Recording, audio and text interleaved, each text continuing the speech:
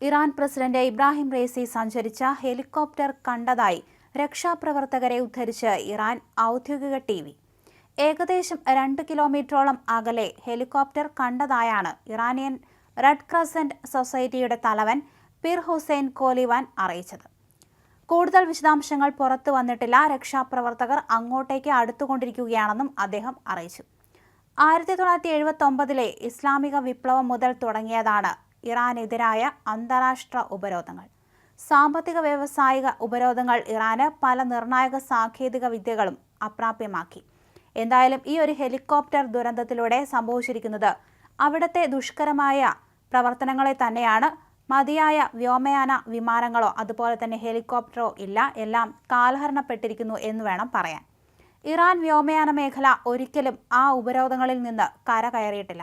പുത്തൻ വിമാനങ്ങൾ വാങ്ങാനോ നിലവിലെ വിമാനങ്ങൾക്ക് ആവശ്യമായ സ്പെയർ പാർട്സുകൾ ലഭ്യമാക്കാനോ കഴിയാത്തതാണ് പ്രശ്നം. ലോകത്തിലെ ഏറ്റവും മോശം എയർലൈനുകളുടെ നിരയിലാണ് ഇറാൻ എയറും അസൈമാൻ എയർലൈൻസും മഹാൻ എയറുമൊക്കെ പരിഗണിക്കപ്പെടുന്നത്. 2022 വരെയുള്ള കണക്കനുസരിച്ച് വിവിധ വിമാനാപകടങ്ങളിൽ ജീവൻ നഷ്ടപ്പെട്ടത് 1775 പേർക്കാണ്. പശ്ചിമേഷ്യയിലെ തന്നെ ആദ്യത്തെ എയർലൈനുകളിൽ ഒന്നാണ് Iran air.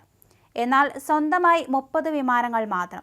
2015-ൽ joint comprehensive plan of action എന്ന പേരിൽ ഇറാനും UN സുരക്ഷാ കൗൺസിലിലെ 5 സ്ഥിരാംഗങ്ങളും തമ്മിൽ ഒരു ആണവ കരാർ ഒപ്പിട്ടിരുന്നു. സമ്പുഷ്ടീകരിച്ച യുറാനിയത്തിന്റെ അളവ് വെട്ടിക്കുറയ്ക്കണമെന്ന ഇറാന്റെ ഉറപ്പായിരുന്നു ഈ കരാറിന്റെ ജീവൻ. ഇറാന്റെ മേലുള്ള കടുത്ത ഉപരോധങ്ങളിൽ പുതിയ കരാർ അയവ് കൊണ്ടുവന്നു. എന്നാൽ 2018-ൽ അമേരിക്കൻ പ്രസിഡന്റ് ഡൊണാൾഡ് ട്രംപ് കരാറിൽ നിന്ന് പിന്മാറി. ഇതോടെ പുത്തൻ വിമാനങ്ങൾ വാങ്ങാൻ പല കമ്പനികളുമായി ഇറാൻ എയർലൈനുകൾ നടത്തിയ ചർച്ചകളും അവസാനിച്ചു. 1959-ൽ അവതരിപ്പിച്ച ബെൽ ഹെലികോപ്റ്ററിലാണ് ഇറാൻ പ്രസിഡന്റ് സഞ്ചരിച്ചിരുന്നത്. ഇറാൻ വ്യോമയാന രംഗത്തിന്റെ അവസ്ഥ മനസ്സിലാക്കാൻ മറ്റൊരു ഉദാഹരണത്തിന്റെ ആവശ്യം പോലുമില്ല.